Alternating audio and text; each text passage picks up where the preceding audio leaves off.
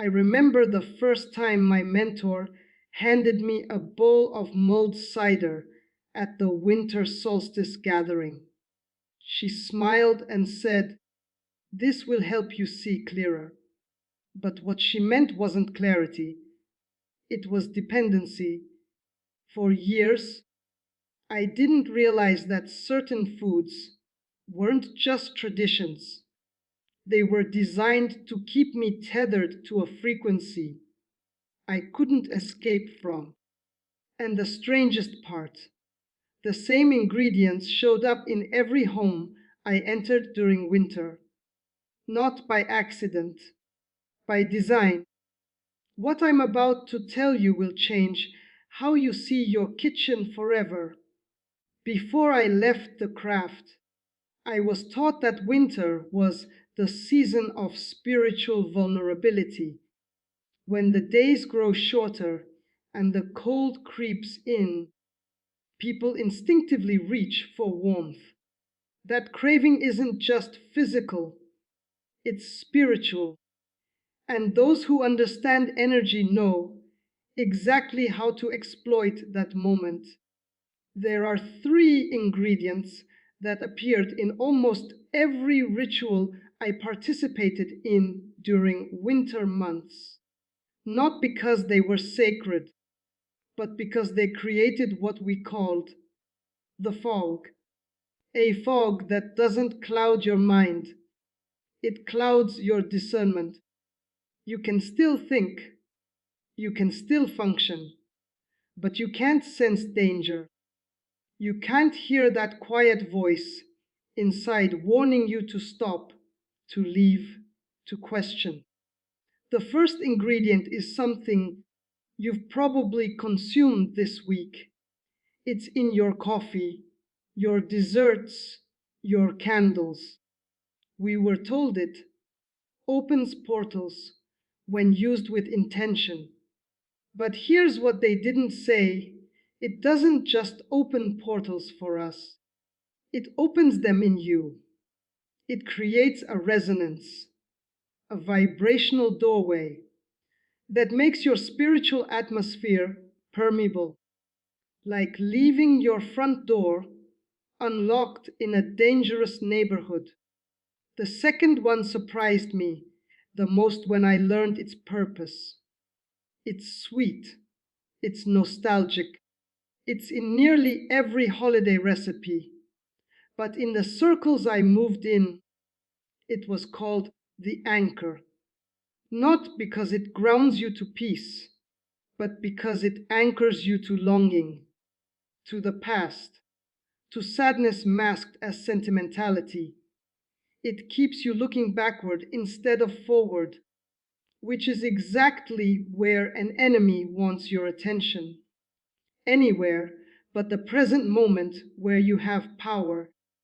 The third ingredient is the most strategic. It's a spice.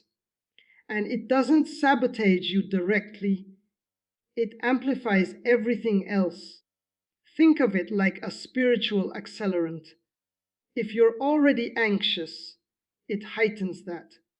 If you're already disconnected, it deepens the distance.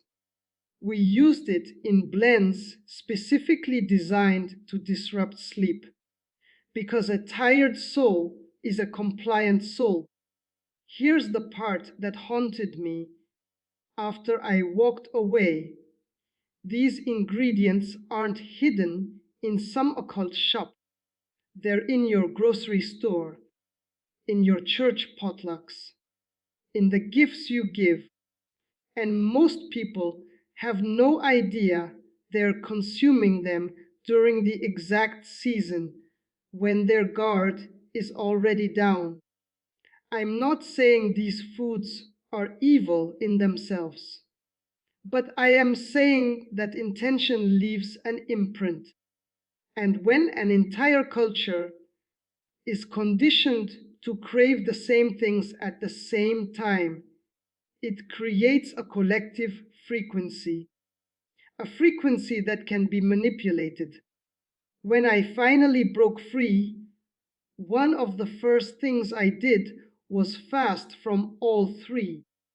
And within days, I felt something return that I didn't even realize I'd lost the ability to sense truth again.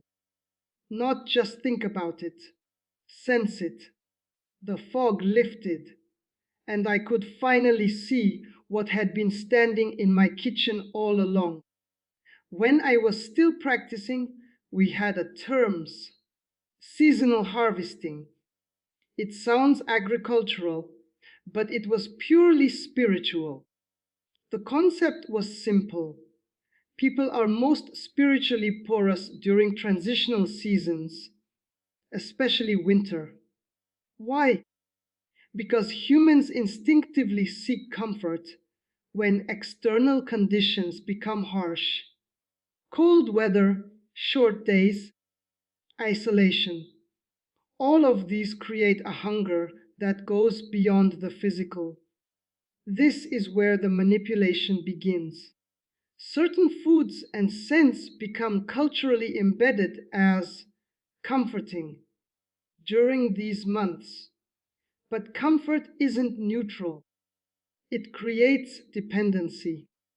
When you're conditioned to reach for the same substances every time you feel vulnerable, you're training your spirit to seek external solutions instead of internal strength. In the groups I was involved with, we understood that mass culture operates on frequency. When millions of people consume the same ingredients at the same time, with the same emotional associations, it creates a collective energetic field. That field can be tapped into. Think of it like a radio station. If everyone is tuned to the same channel, broadcasting the same signal, it becomes easier to insert messages into that frequency. Winter comfort foods aren't just about taste or tradition. They're about timing. You're being offered these things precisely when your defenses are low, when you're lonely, when you're seeking connection. And that's not coincidence, it's strategy. The enemy doesn't attack when you're strong and alert. He waits until you're cold, tired, and craving warmth. Then he hands you a cup of something sweet and says, "This will make you feel better." And it does, temporarily. But what you don't realize is that every time you accept that comfort without discernment, you're giving permission for something else to enter, not through force, through invitation. There's one ingredient we used more than any other during winter rituals, and it wasn't because of its flavor. It was because of its emotional resonance. This particular substance, found in almost every holiday recipe, has a unique property. It triggers nostalgia, and nostalgia, when weaponized, becomes a prison. Here's how it works. Nostalgia isn't just remembering the past, it's emotionally reliving it.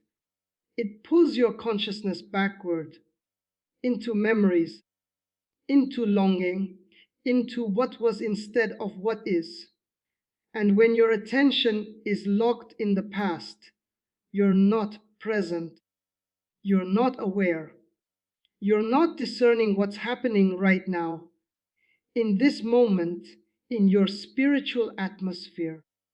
We call this ingredient the anchor because it kept people emotionally tethered to pain they thought they'd moved past. Someone would taste it and immediately remember childhood Christmases, but not the joy, the loss, the family members who are gone, the innocence they can't get back. And instead of processing that grief and moving forward year after Year, same season, same feelings, same paralysis. This is spiritual sabotage disguised as sentimentality. Because a person stuck in the past can't step into their future. They can't access the authority they have now. They're too busy mourning what they lost to realize what they're losing in the present. When I finally stopped consuming this ingredient during winter, something shifted. I stopped crying over the same memories every December. I stopped feeling that heavy, unnamed sadness that seemed to come with the season. And I realized that sadness wasn't mine.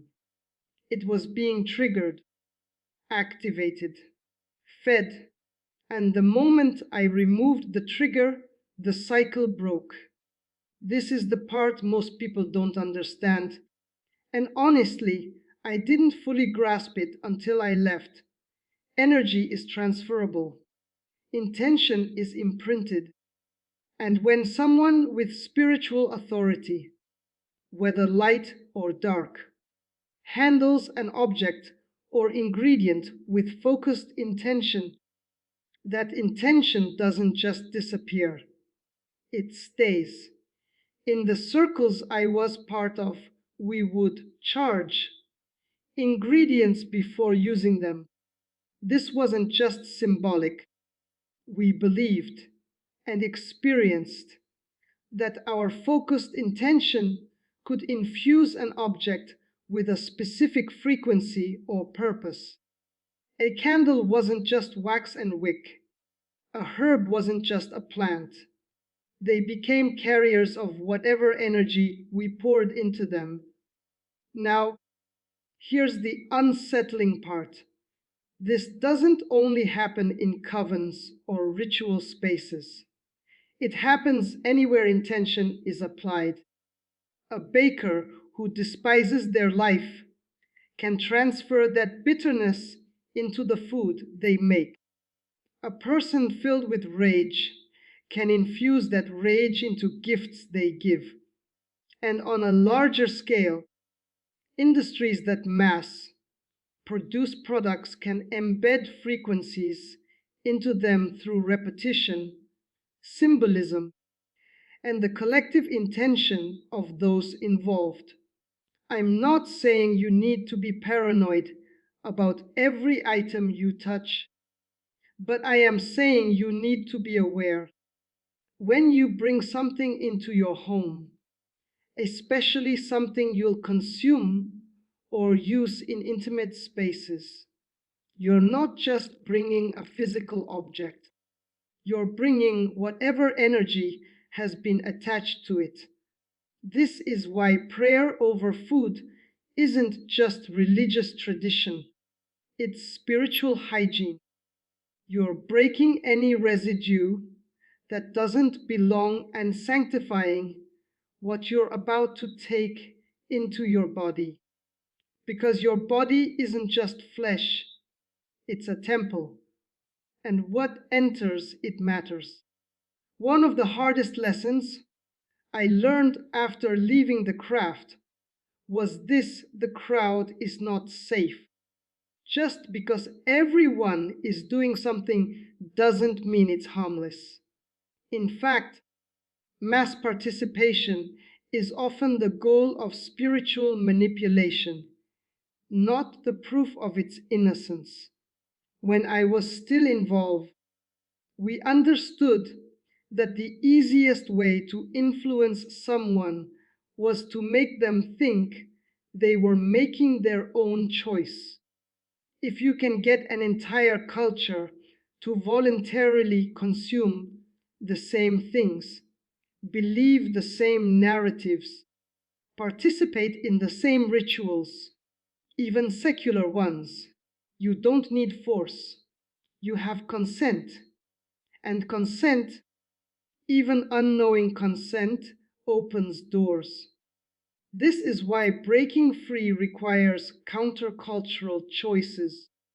You have to be willing to step out of the current, to say no when everyone else is saying yes, to fast when everyone else is feasting, not out of legalism or fear, but out of spiritual awareness.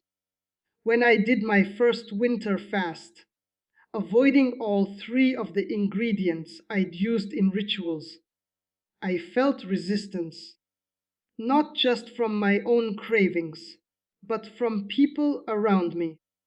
Why are you being so extreme? It's just food. You're overthinking this. But that resistance was confirmation, because the enemy doesn't fight you over things that don't matter. He fights you over things that threaten his access. After 2 weeks, the fog I didn't even know I was living in began to lift. I could sense things again, discern spirits, hear God's voice with clarity I hadn't experienced in years. And I realized I had been under a low grade spiritual sedation, and the substance keeping me sedated was socially acceptable, culturally encouraged, and in my pantry.